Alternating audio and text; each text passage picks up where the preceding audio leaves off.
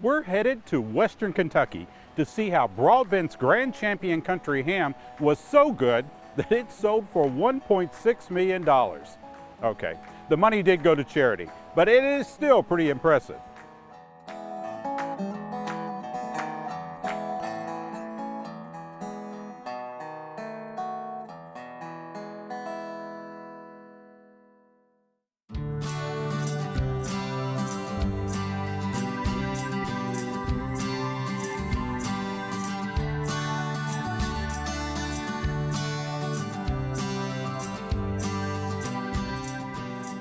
In 1999, me and my wife, we bought the business from Smith Broadbent III. I grew up on a dairy farm. My dad cured hams. We, milked cows, raised hogs. There were 6 kids, so we killed several hogs each year. But I was grown before we ever ate country ham because my dad was always sell the country ham to local people or the local grocery store and then buy cheaper bacon to feed us all. When we bought the business in 1999, it was mainly a mail order company, and mail order was predominantly busy at Christmas, so we looked for ways to do more during the rest of the year. And at that time, the Department of Agriculture was sponsoring some of the food shows that, you would pay part of the entry fee to go to food shows. And so we started doing some food shows, and we went to New York Fancy Food Show. And that seemed to be one of the best places that we got our product out in front of a lot more people. We won a couple of awards at the Fancy Food Show with our pepper bacon, and after that it just our bacon business has really grown the most over the years since we've been in business. Last year we did a little over 200,000 pounds of bacon. We hand rub each ham with a mixture of with salt and sugar and nitrate. After a couple of weeks, we'll go back and redo the process, and we leave them in cure for approximately 40 days. After that, we bring them out, wash the salt, anything that's left on there, we'll wash it off, hang them up in the stockinettes like they're hanging here, and we'll put them in a room that we keep about 45 to 50 degrees for about 3 weeks, and then after that, we move them to this room here where they're hanging now, and they'll stay here till we get ready to sell them, or then we start smoking them. After they dry down a little, we'll start smoking them, get them smoked, and then we don't sell any ham before 6 months, and we like to keep them around 8-9 months old as we sell them. And then we do have several that we actually do over a year because some of our restaurants like a year-old ham. The smoking here, we have a room that we can get about 1,600 hams in at one time if we want to. And it just blows cold smoke in it. The smoker takes hickory wood chips and it just blows the cold smoke in. We don't put heat to it, and we normally smoke them about 5 days.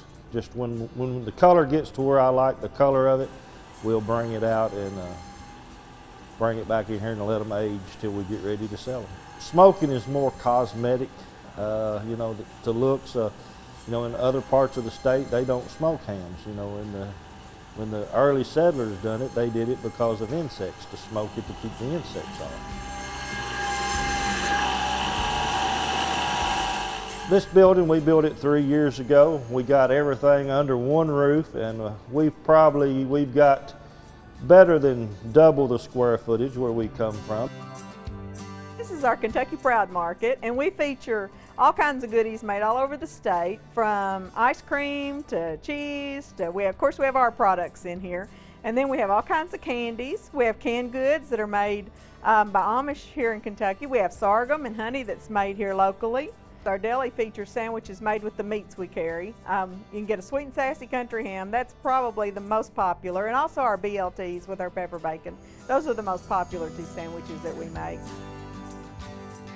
It's allowed people to actually come in and meet us, because before we were strictly mail order, so we talked to our customers on the phone, but we never had faces to go with them. So now as they travel through, they stop in and visit us. It's nice to have faces to go with the customers. Well, I like the shape, the good, perfect shape. You know, the one that's not got too fat, too much on it. Good and smooth, and like I said, I'll walk up and down the aisles here looking at the hams. If one jumps out at me, I will take it off of this rack and hang it on a rack that I got marked State Fair, and then later I'll go back and trim them a little bit and make a little cosmetic look to it, and then we'll smoke them, and then we'll lay them out and pick from them to go to the State Fair.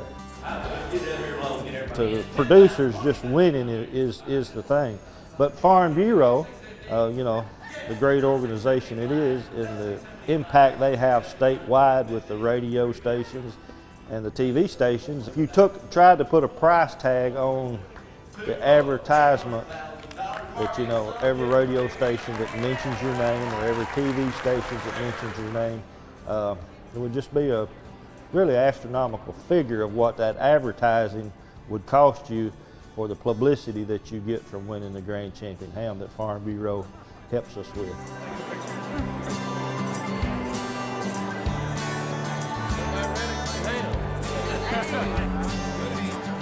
It's just about like if you was in the sports or anything, you know, that's the ultimate, you know, the Kentucky State Fair ham show is the ham show across the whole country.